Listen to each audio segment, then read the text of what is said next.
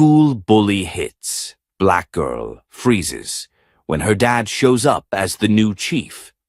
The slap wasn't loud, but it was enough to turn the entire hallway silent. It happened in the middle of third period change, right outside room 214. Students shuffled between lockers and classrooms, sneakers squeaking against the polished tile floor, backpacks slung lazily over one shoulder. It should have been just another sleepy Tuesday morning at Jefferson Middle School in Hartsville, Georgia. But then it happened. A sharp, open-palmed smack, a gasp, and then a silence so thick you could feel it press against your chest. 12-year-old Maya Carter stood frozen, her cheek stinging and her breath caught in her throat. Across from her, towering over her by a full foot, stood Tyler Granger, 8th grader, baseball captain, and local golden boy. His hand still hovered mid-air like he hadn't fully processed what he'd just done. Everyone else had. "Oh my God," someone whispered behind Maya. Tyler's friends, 3 of them, all in varsity jackets 2 sizes too big, stood just a few feet away. They weren't laughing. Not this time. One of them even took a small step back. Maya didn't cry. She didn't flinch. She just stood there, stunned, heat blooming across her cheek like a rising sun. Her lunch tray had crashed to the floor, spilling her apple slices and sandwich across the tile like roadkill. "Don't touch my bag again," Tyler muttered, eyes darting around the growing crowd of students. "I warned you." Maya didn't speak, not yet. Her pulse pounded in her ears, but her eyes locked on his. She knew that look, that smug, entitled, "What are you gonna do about it?" glare. She'd seen it before, in locker rooms, in classrooms, in the tight smiles of people who'd already decided what you were worth before you ever opened your mouth. She turned slowly, bent down, and picked up the sandwich with trembling fingers. Her backpack strap still hung half off her shoulder from when Tyler had yanked it. Mr. Kowalski, the hall monitor, came rushing down the hallway, breathless. "What's going on here?" he barked, eyes scanning the circle of students. Everyone looked away. Some shuffled back toward their lockers. Others pretended not to notice. Tyler had already backed up against the wall, arms folded like nothing had happened. Maya stood. Her face was calm. Too calm. "Nothing," she said. Kowalski squinted. "You sure?" She nodded. He hesitated, then gave Tyler a quick glance before sighing and muttering something about "keep it moving." And just like that, the crowd began to dissolve. But it wasn't over. Not even close. Because what Tyler didn't know, what none of them knew, was that Maya Carter's father had just accepted the position of Hartsville's new chief of police. He had officially started that morning. And Maya hadn't told anyone. She hadn't wanted special treatment. She hadn't wanted eyes on her. She just wanted to get through middle school without standing out more than she already did, as one of the few black kids in a mostly white school in a mostly white suburb, where last names and church connections meant more than truth. But today that silence ended. 2 hours later, Maya sat at the nurse's office, an ice pack pressed gently to her cheek. It wasn't bruising, not yet, but Nurse Holloway had insisted.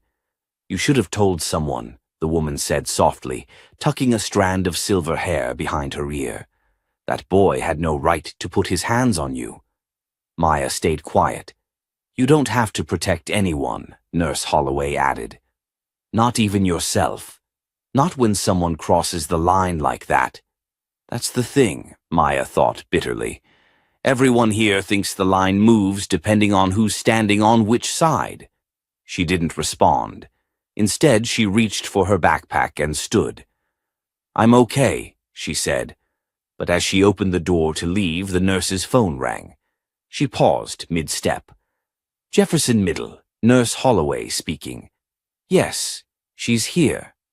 A beat of silence. Then, "Oh, yes, Chief Carter. I understand. I'll send her right up." Maya's heart stuttered. When she stepped out of the nurse's office, the hall was empty, but it felt like the building itself was listening. Her dad was here, not just as a father, but as the chief. Upstairs, the main office buzzed with quiet tension. Principal Moran stood stiffly near the reception desk, face pale. Beside him sat Tyler Granger, arms crossed, foot bouncing impatiently. And next to him, towering, calm, dark blue uniform, crisp and impeccable, stood Chief Elijah Carter, Maya's father. When she walked in, he didn't smile. His eyes locked on her face, specifically the swelling on her cheek, and something sharp flickered across his expression. Not rage, not panic, something more dangerous. Resolve. "Maya," he said, voice even. She swallowed. "Hey, Dad." Principal Moran cleared his throat. "Chief Carter, I want to assure you, we're taking this very seriously. I just spoke to Tyler's parents. They're on their way." "I'm sure they are," her father said, not looking at him. He turned to Tyler. "Do you want to explain what happened?" Tyler sat up straighter. "She got in my face, grabbed my bag. I pushed her away." "Is that right?" Chief Carter asked, voice still calm. Maya stared at the floor, then looked up. "That's not what happened." Tyler opened his mouth, but Chief Carter raised a hand. "Don't speak."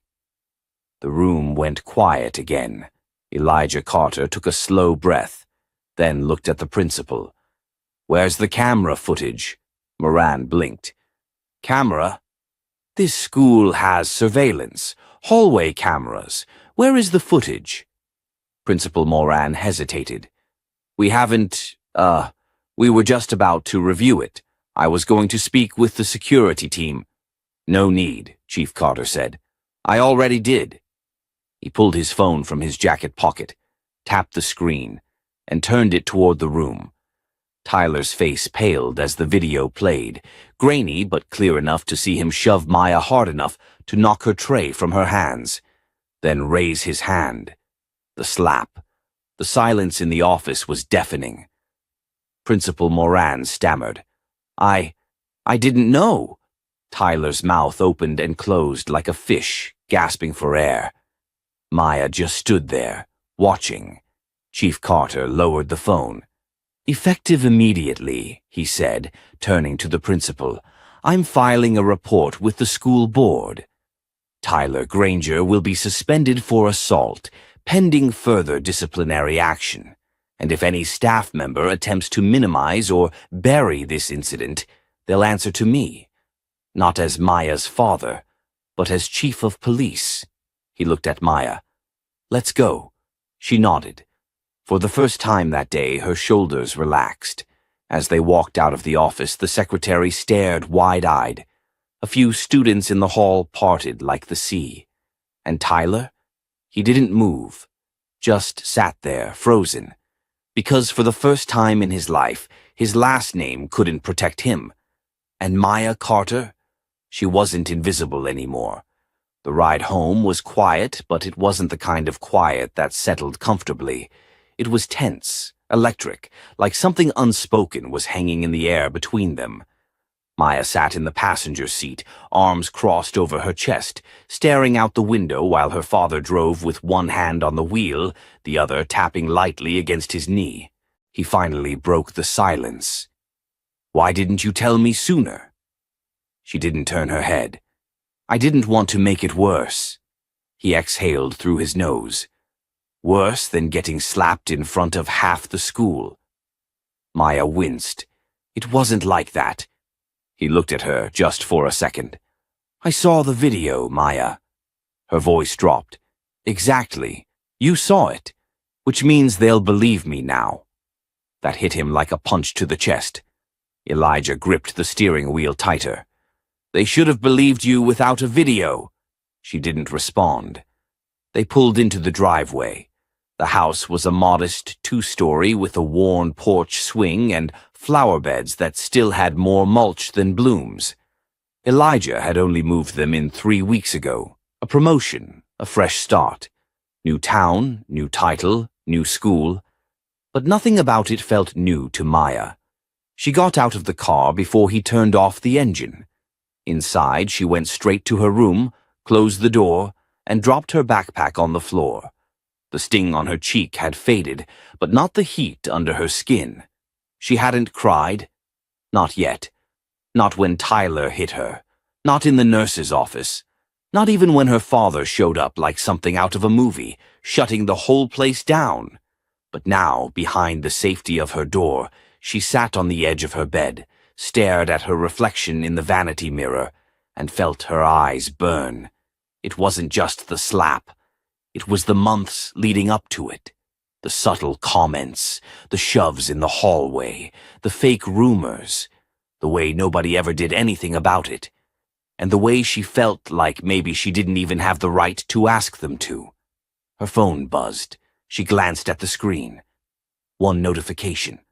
Group chat. 7th grade girls. Tyler Granger just got suspended. What happened? Another ping. Did he really hit Maya? Wait, was that the chief of police in the office today? She closed the phone. There it was again. Not, are you okay? Not, do you need anything? Just gossip. Curiosity disguised as concern. She stood, opened her door, and walked downstairs. Her dad was in the kitchen, standing over the stove like he was trying to remember what to do with a pot of boiling water. "You're making spaghetti?" she asked. He turned, almost startled by her voice. "Yeah, I figured we could use something simple tonight." She gave a half smile. "You don't really know how to make anything else, do you?" "Not unless it comes in a box," he said. She leaned against the counter, arms folded again. "They're gonna say I only got him suspended because of you." He stirred the noodles. "Let them talk." "They already are." "Then you hold your head up," he said, glancing at her. "You didn't ask for favors. You just wanted the truth to come out. But it's going to look like you bailed me out." He met her gaze. "I didn't bail you out. I held people accountable. That's my job. That's always going to be my job." She let that sit between them. Then, "What happens now?" Elijah turned off the burner. "Now we eat dinner." "Dad," he looked over again, "what do you want to happen?" Maya didn't answer right away. "I want to not feel like I have to defend myself every time someone comes at me sideways. I want to stop pretending like it's all fine just so I don't make it worse. I want someone to actually believe me the first time I say something's wrong." He set down the pot and walked over, placing a hand gently on her shoulder. "Then that's what we're going to make happen." She nodded, but the weight hadn't lifted. Not yet. Later that night, Maya sat at her desk with her laptop open. She didn't feel like scrolling through the mindless updates on social media. Instead, she opened a blank document and started typing. It started with just a sentence. No one should have to stay silent to be safe. She didn't know what it would become. Maybe nothing. Maybe something she'd delete the next day. But it felt good to write it. Across the hallway, her father was on the phone. "Yes, Principal Moran, I understand, but this doesn't end with Tyler. There's a bigger culture problem at that school, and if we don't face it now, someone else is going to get hurt." Pause. "No, I don't want special treatment for Maya. I want fairness. For every student." Pause again.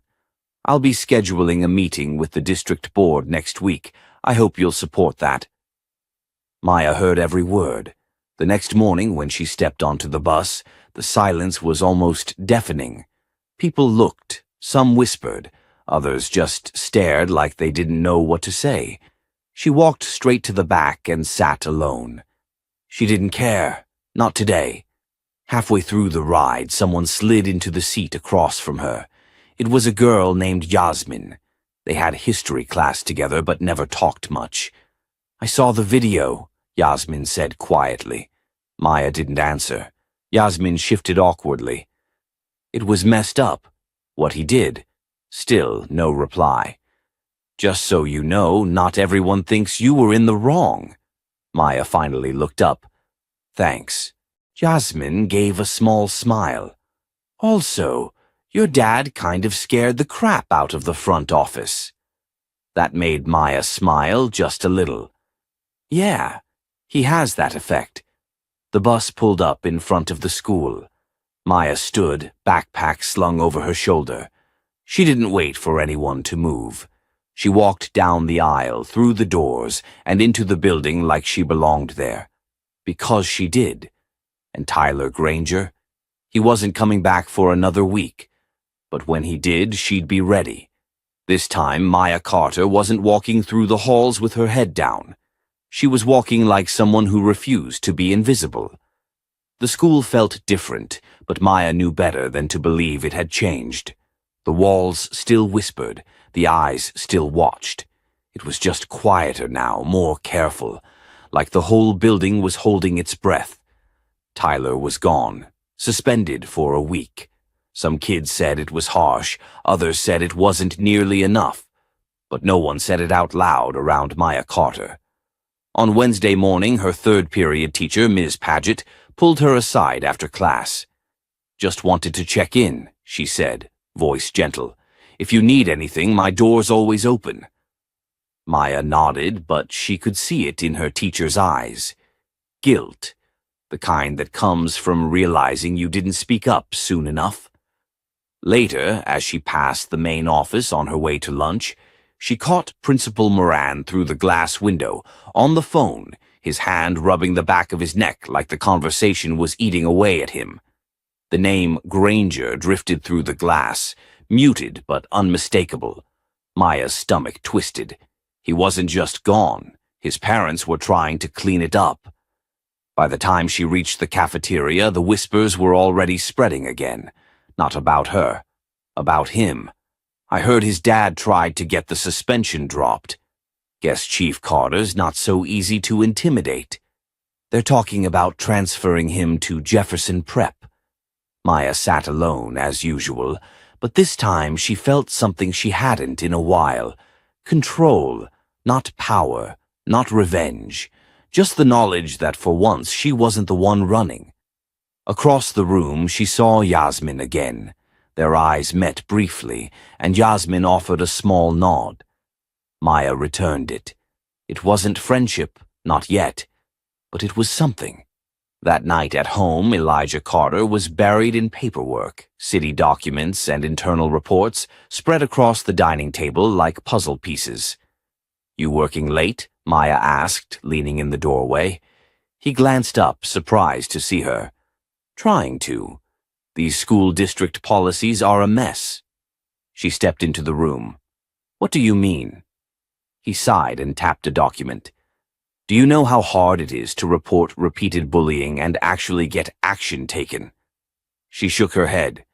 "There's red tape, guidelines, reviews, and the way they're written, it's easier for the school to call it mutual conflict than admit one kid is the problem." Maya frowned. "So even if someone keeps getting hurt, they just look the other way?" "Unless it becomes public," he said, meeting her eyes. "Unless there's pressure." Proof she didn't speak, but her mind was racing. "Look," he continued, "I'm going to a school board meeting next week. I'll make sure this doesn't just get swept under a rug." Maya swallowed. What if Tyler comes back and tries something again?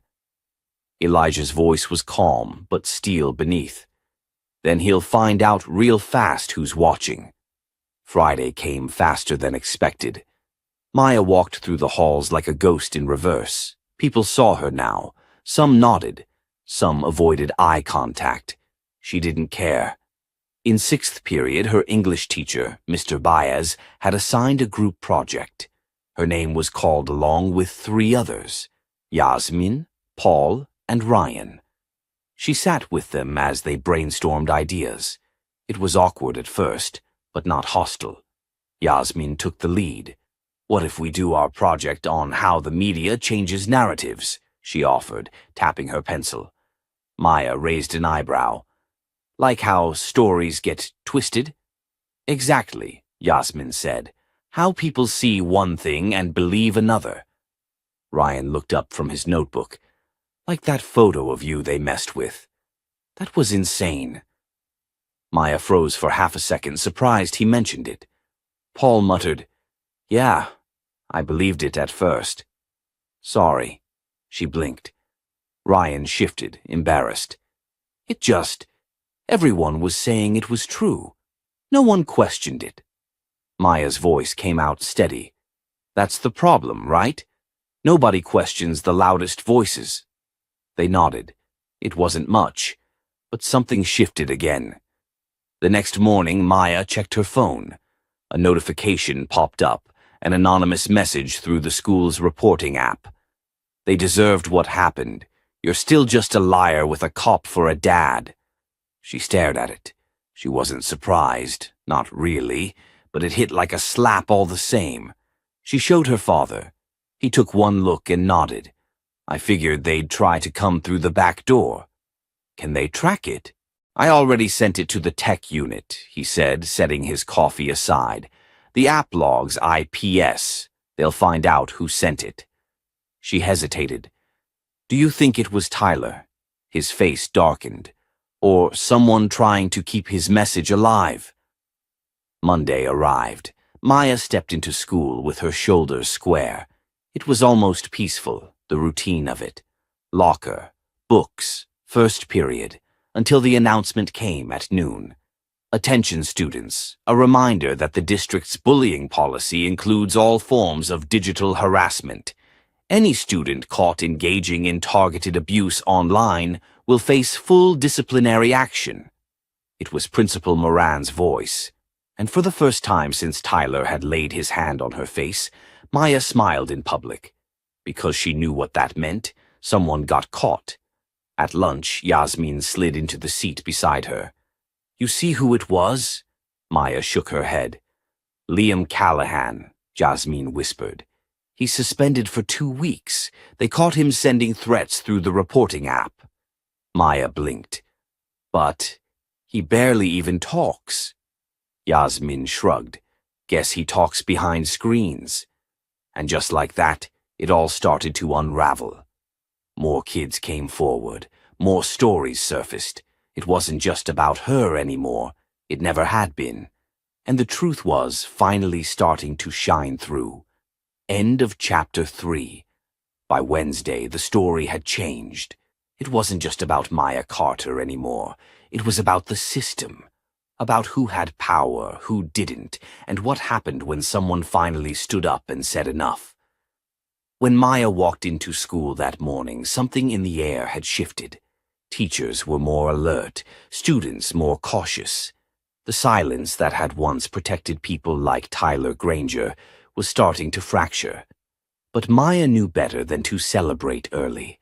If there's one thing she'd learned, it's that people don't give up power easily. In second period, she got a note from the front office. "Please report to room 203 after lunch."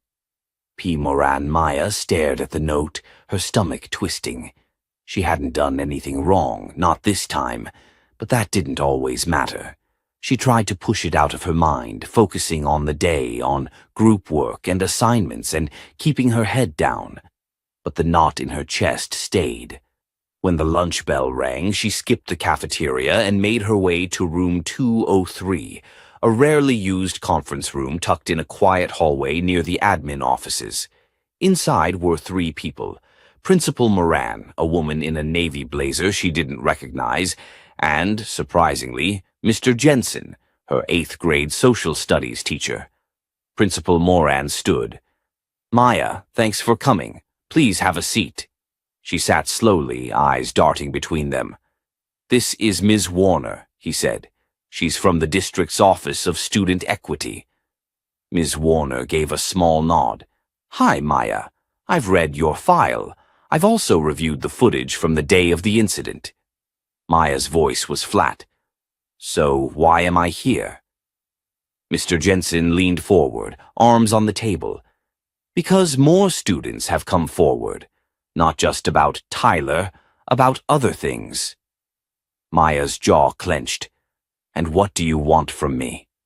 Ms. Warner kept her tone calm. "We think your voice could help." There's going to be a district panel formed to assess racial bias in disciplinary actions. Student testimony matters. Maya blinked. You want me to speak? We're not asking you to be the face of anything you're not comfortable with, Moran said quickly. But you've experienced this. Your story has power, she hesitated. And what happens if I do? You help make sure what happened to you doesn't happen to someone else, Ms. Warner said. That's the point.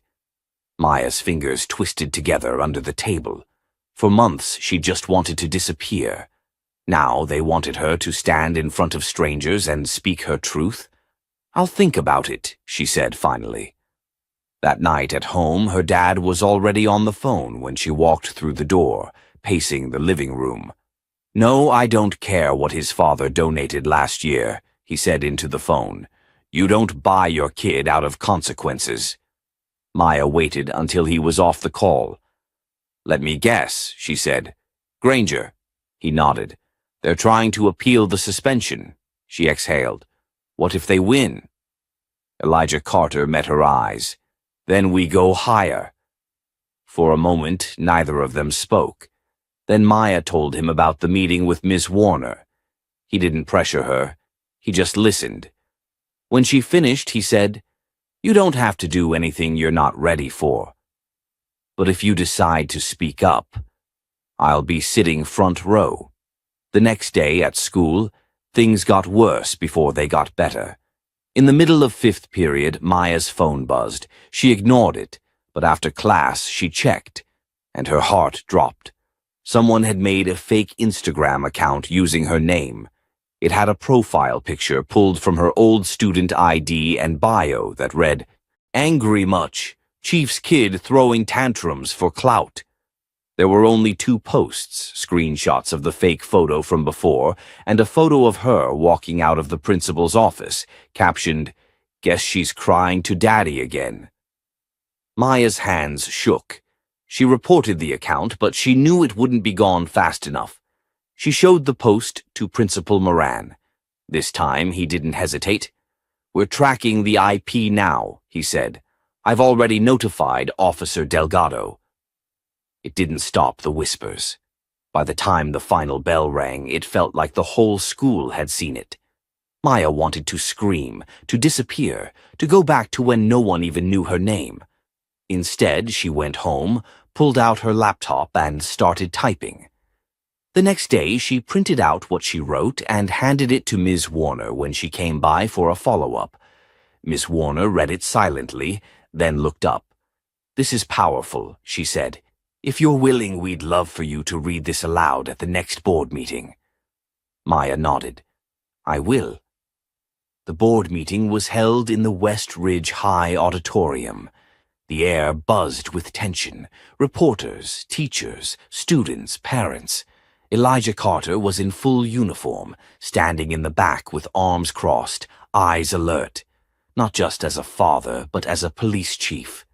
Maya's hands trembled as she stepped up to the podium, but when she looked out over the crowd, she didn't see enemies. She saw possibility. She took a deep breath and began to read. My name is Maya Carter. I'm 13 years old. I go to West Ridge Middle, and I've spent the last month being called names, pushed, laughed at, and lied about. Not because of anything I did, but because of who I am. I stayed quiet for a long time. I thought if I ignored it, it would go away. It didn't. I thought adults would fix it. They didn't. So I'm speaking now. Because I want to live in a world where kids like me don't have to be strong just to get through the day. Where standing up for yourself doesn't mean becoming a target. Where schools protect students, not reputations. I'm not here for pity. I'm here because I believe we can do better. By the time she finished, the room was silent. Then a single clap. Then more. Soon the room echoed with applause. In the back, her dad gave her a small nod. And for the first time in a long time, Maya Carter smiled without fear. End of chapter 4. By Friday morning, Tyler Granger was back at school. It happened quietly, without an announcement or warning. Maya first saw him in the hallway between second and third period, laughing with two boys from the football team like nothing had happened. Her heart dropped. So much for consequences. She clenched her teeth and kept walking, ignoring the urge to confront him right there in front of everyone. She had done her part, testified, told her story, and the board had promised change. But now it felt like a slap in the face. At lunch, Maya sat alone again. Most of the students hadn't said much since the meeting. Some gave her curious glances, others looked away. But the ones who laughed with Tyler, the ones who posted behind fake accounts, they made their stance clear without saying a word. Maya stabbed at her salad with a fork, appetite gone. Her phone buzzed in her pocket. A text from her dad. "Saw Granger's back. Don't worry. We're not done." She didn't reply. What was there to say? After school, she stayed behind in the library, pretending to work on a science project, while her mind buzzed with questions. How was Tyler allowed back? Why did the school fold so easily? Had her words meant anything? A shadow fell over her table. "You think you're some kind of hero now?" She looked up. Tyler stood there, arms crossed, smugness back in full force. "You got your little speech, your moment. That's it. You're not special." Maya kept her voice even. "Walk away, Tyler." He leaned closer. "Or what? You'll cry to Daddy again?" Her jaw tightened. "Number, I'll handle you myself." For the first time, his smirk faltered. "Look around," Maya said. "You think you're winning, but everyone saw who you are. You can pretend it doesn't matter, but you know it does." Tyler scoffed and turned to walk away, but not before muttering under his breath, "Keep dreaming." She exhaled and packed up her things. That night, she told her dad what had happened. He listened without interrupting. "I knew he'd be back," Elijah said finally. "The board's under pressure. His parents threatened a lawsuit." Maya felt heat rise in her cheeks. "So they win?" Her father leaned forward, elbows on the kitchen table. "Number, they pushed the school into a corner. But I've got something they can't touch." "What's that?" "The law." Maya tilted her head. "You're going after him." Her dad nodded slowly. "He made a mistake when he came back. That account they made, using your name, image, the edited photo, that's defamation, harassment. And now that he's back in reach." She blinked. "You're serious?" "I already sent the case file to the city attorney," he said. "If they want a fight, we'll give them one." On Monday, the school buzzed with rumors again.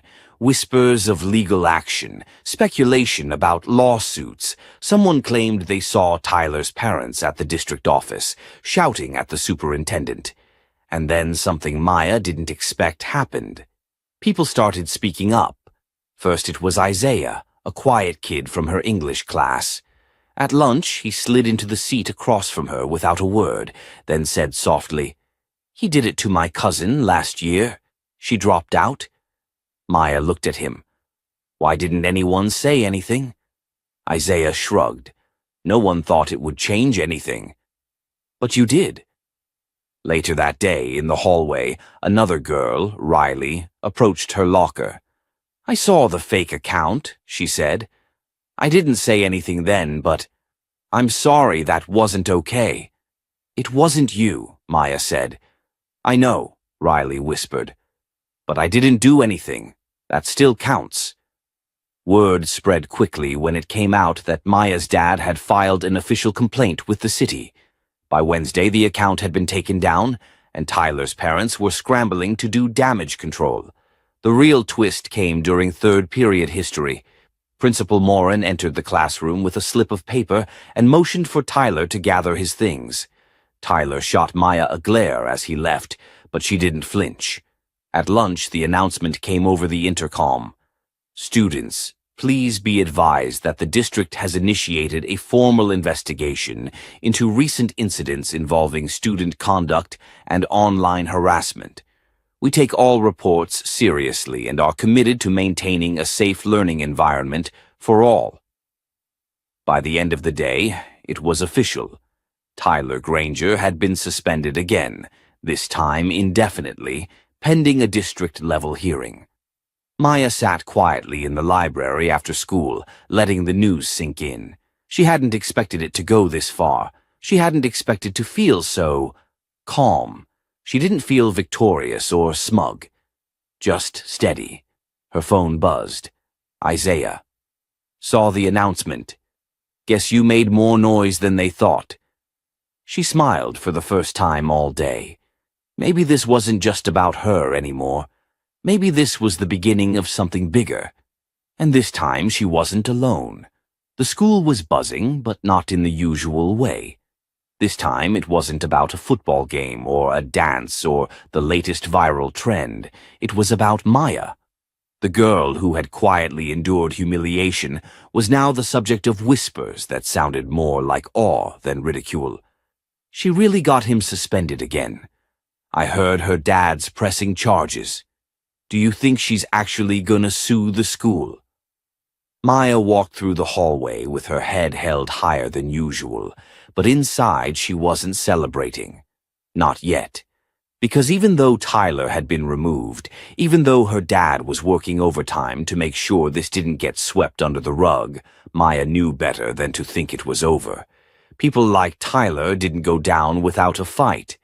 And people like his parents, they fought dirty. That afternoon, Maya was pulled out of chemistry class and asked to report to the main office. Her stomach tightened the moment she saw her dad already waiting there, standing tall and quiet by the window, arms crossed over his chest. Across the room sat Principal Moran, and Mr. and Mrs. Granger. Mrs. Granger looked furious. "This is completely unacceptable," she snapped the moment Maya stepped in. "You've dragged our son's name through the mud." Maya flinched at the tone, but her dad didn't move. "She hasn't dragged anything," Elijah said coolly. "Your son did that all on his own." Mr. Granger leaned forward, his jaw tight. "Chief Sinclair, with all due respect, you're crossing a line." "Respect," Elijah repeated. "Your son assaulted my daughter, harassed her for months, and spread defamatory images online. You want to talk about respect?" Principal Moran tried to calm the room. "We're here to mediate, not to escalate." Mrs. Granger turned to Maya. "Do you have any idea what you've done to our family? This could ruin his college prospects, his future." Maya stared at her, disbelief washing over her like a cold wave. "What about mine?" she asked. "What about the weeks I walked through these halls afraid to open my locker, scared of what people whispered? What about when he pushed me in front of everyone, when he laughed while his friends posted pictures of me online?" Mrs. Granger's mouth opened, but no words came out. "You don't get to rewrite what happened," Maya added, her voice firmer now. "He did this, all of it." Her father nodded in quiet support. Mr. Granger looked toward the principal. "This school has failed us. We'll be contacting the district." "Please do," Elijah said flatly. "We've already submitted the complaint." The Grangers stood, clearly not expecting the confrontation to go this way. Mrs. Granger shot one last glare at Maya before storming out. Mr. Granger followed, a storm cloud behind his polished exterior. Principal Moran cleared his throat. "Maya, Chief Sinclair, thank you. I just wanted you both to be informed. The board will review the full investigation this week." As they left the office, Maya turned to her dad. "They're not going to back down, are they?" "No," he said, "but neither are we." That evening, Maya found herself sitting at her desk, scrolling through the comments on a student-run Instagram page. To her surprise, a new post had appeared, a black-and-white photo of a locker with the caption, "To the girl who stood up when the rest of us stayed quiet, thank you." Below it, dozens of supportive comments, some anonymous, some from people Maya had never even talked to. She's braver than any of us. Wish I had her guts. She made us all look in the mirror. Maya stared at the screen, not sure whether to laugh or cry. Just then, her phone buzzed. A new message from Riley, the girl who once mocked her. If you ever need someone to walk with you through the hallways, I'm in. The words sat heavy in her chest. This wasn't pity. It wasn't guilt. It was something else. A shift. The next morning, when Maya stepped into the cafeteria, something was different. Heads didn't turn in mockery. No one snickered or looked away. In fact, a few nodded at her as she walked past. A couple even smiled. She sat at her usual spot, and this time she wasn't alone for long. Riley slid into the seat across from her, tray in hand. A moment later, Isaiah dropped into the seat beside her. No one said anything right away. They just sat there, letting the silence do the talking. Finally, Riley broke it. You were right to fight back, Maya shrugged. I didn't feel brave. Isaiah leaned forward. That's how you know you were. Maya's eyes glistened, but she blinked it away. This wasn't over. There would still be pushback. Rumors. People who wanted her silenced. But now the tide was shifting. And Maya Sinclair? She wasn't standing alone anymore. It was just past noon on Wednesday when Maya got the email that made her stomach twist. The subject line was short and cold. Update on harassment case. She hesitated before opening it. Her father had already warned her the school board was meeting that morning and that no matter the outcome, they would keep fighting. But still, she was hoping for more than just, we're still reviewing. She opened the email. It was from Principal Moran. Dear Ms. Sinclair, the board has concluded its initial investigation and determined that while the actions of Tyler Granger were inappropriate, they do not warrant long-term disciplinary action. He will be allowed to return to school after a 1-week suspension. We will continue to monitor the situation moving forward. Sincerely, Principal Moran. Maya stared at the screen in disbelief. 1 week. That's all he got. For months of humiliation, for the shove, for the photos, for everything, he got a week. She pushed back from her desk and stormed out of her room. Her father was downstairs, still in uniform, standing in the kitchen drinking coffee. He didn't have to ask. One look at her face told him everything. They're letting him back, she said, voice tight with fury. Next week. Elijah set the mug down slowly. I know. You knew? He nodded. Got the call an hour ago. Was waiting for the right time to talk to you. She paced across the room. So that's it? All the work, all the meetings, all the evidence, and he gets a slap on the wrist? Her dad didn't answer right away. Instead, he pulled out a chair and gestured for her to sit. She didn't want to, but she did. Her hands were trembling. They don't want a lawsuit, Elijah said, but they also don't want to upset the Tates. The board's stuck in the middle, so they made a decision that makes no one happy, but keeps everyone quiet. I'm not quiet, Maya snapped. I know, he said calmly. She looked up at him. So what now? Elijah leaned forward. Now, we take it public. Maya blinked. What?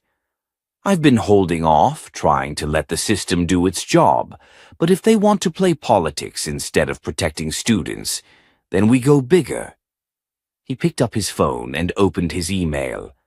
I've got reporters I worked with in Chicago, people who care about stories like this. If we tell your story the right way, we can't be ignored. Maya's heart started to race. Are you sure? That would mean everyone knows. People already know, he said, but now they'll know the truth. That evening, Elijah drafted a public statement. It wasn't flashy. It wasn't dramatic. It was honest. He laid out what had happened, the school's failure to act until pressured, and how their so-called justice amounted to protecting the bully instead of the victim. He didn't name Maya directly, just a young black student at West Ridge Middle School, but everyone who knew them would know. When the statement went live the next morning, it exploded. Local news picked it up within hours. A small education advocacy blog reposted it. Then a civil rights group quote-tweeted it with the caption, "How many more students have to be failed by their schools before we take bullying seriously?" Maya sat in first period, phone buzzing nonstop in her bag. She kept it on silent, but her classmates were glued to their screens. By lunch, students weren't whispering anymore. They were openly talking about it. She really went public? Her dad didn't name names, but everyone knows it's about Tyler. They're saying the school's trying to cover it up. And then, for the first time since this all began, someone she'd never spoken to walked up to her table. A tall, shy girl from 8th grade. Her hands were tucked into her hoodie pocket. "Hey," she said, voice barely audible. "I just wanted to say what you did." That was brave. A lot of us saw what he did, we just didn't know how to say anything. Maya looked up at her. "Thank you." The girl nodded once and walked away. Maya sat stunned. That afternoon, the school board released a statement of their own, weak, full of platitudes about student safety and community values. But it didn't matter. The conversation had already moved on. Maya and Elijah spent the next few nights talking to journalists, some local, some national. Elijah made sure Maya was comfortable with every detail shared. She didn't want to be the center of attention, but she understood now. This was bigger than just her. Then came the twist no one saw coming. It was Friday morning when Principal Moran was suddenly absent. By third period, the school's secretary had announced that the assistant principal would be stepping in, temporarily. By the end of the day, Maya's phone lit up again, an anonymous tip to a student-run account. Word is, Principal Moran submitted his resignation. Board meeting next week to confirm it. Maya showed it to her dad. Elijah didn't even blink. "He was a good man," he said, "but he didn't stand up when it counted. That has a price." Maya nodded slowly. "So what now?" He gave her a quiet smile. "Now, we finish what we started." She wasn't just trying to survive anymore. She was changing things. San sang cho chuong tam chua. Jay se la ku ket vua thoa. Man vua goimo. Jung theo yeu kao kwa ban. By Monday morning, West Ridge Middle School wasn't the same school Maya had walked into just a few weeks ago. There was a strange, almost hushed energy in the air, as if the students and teachers all knew that something had shifted, but weren't quite sure how to talk about it. The hallways were quieter, the stairs fewer, and the whispers that once followed Maya had turned into glances of curiosity, of guilt, and for the first time, maybe even respect. But she didn't care about any of that, because the real change had already happened inside her. At lunch, she sat in her usual corner, tray in front of her, eyes scanning the cafeteria not out of fear, but awareness. And for once, she wasn't alone. 2 girls from her science class sat beside her, quietly chatting about their upcoming group project. Across from her, a 7th grader asked to borrow a pencil. No one was trying to make a scene. They were just treating her like she belonged, like she always should have. When Maya got home that day, her dad was already waiting with a smirk that said he had something to share. "You remember that PTA meeting I told you about?" Elijah asked, loosening his tie. "The one they moved up after the board statement dropped?" Maya replied, setting her bag down. "Yeah. Turns out it wasn't just about damage control. The school board voted to revise their harassment and bullying policy. Immediate escalation for any physical incidents. Required digital literacy sessions on online bullying. And get this, they're establishing a student-led anti-bullying task force." Maya blinked. "Wait, that's actually huge." Elijah nodded. "It is, and they want you to be on it, as a founding member." Her jaw dropped. "Me?" You, he said, smiling. They want the girl who stood up when no one else did. Maya sat down, letting the weight of that sink in. After everything, the silence, the humiliation, the fear, now she had a seat at the table. Her voice wouldn't just be heard, it would be part of the solution. That night, she opened her email to find a message from someone unexpected. Mr. Granger, Tyler's father. The subject line read, "An apology." She clicked it cautiously. "Maya, I know this message may not mean much, and it can't undo what my son did. But as a father, and as someone who failed to step in when I should have, I want to say I'm sorry. I've seen the pain he caused, and I've seen the strength you showed. Tyler is no longer enrolled at West Ridge. He's undergoing counseling and will be attending a different school moving forward. I can't force anyone to forgive him, and I'm not asking for that. But I hope one day you'll know that your courage didn't just hold him accountable. It changed how we, as his parents, look at ourselves. Thank you for not staying silent. Respectfully, Greg Granger." Maya sat in silence, rereading the message. She didn't reply. Not right away. She wasn't sure she ever would. But she didn't delete it either. The next morning, when she walked into school, the front bulletin board had a new banner. "Student Voices Matter. Stand up. Speak out. Be heard." Underneath, a flyer for the new student task force. Applications were open to all grades. As Maya passed the board, she caught her reflection in the glass. She barely recognized the girl looking back. There was still hurt in her eyes, but there was also steel, a quiet strength that hadn't been there before, a knowing.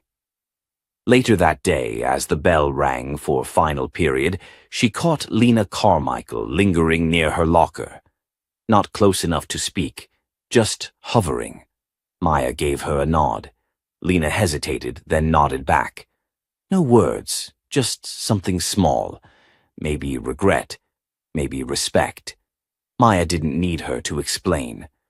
That evening, as the sun dipped below the rooftops, she and Elijah sat on the front porch. He held a mug of coffee. She had a notebook in her lap, sketching ideas for the student task force. "So," he said casually, "you thinking of running for class president next?" Maya snorted. "Let's not get ahead of ourselves," he grinned. "One step at a time." They sat in comfortable silence. A breeze rustled the trees. Somewhere in the distance, a dog barked. "I'm proud of you, you know," Elijah said softly.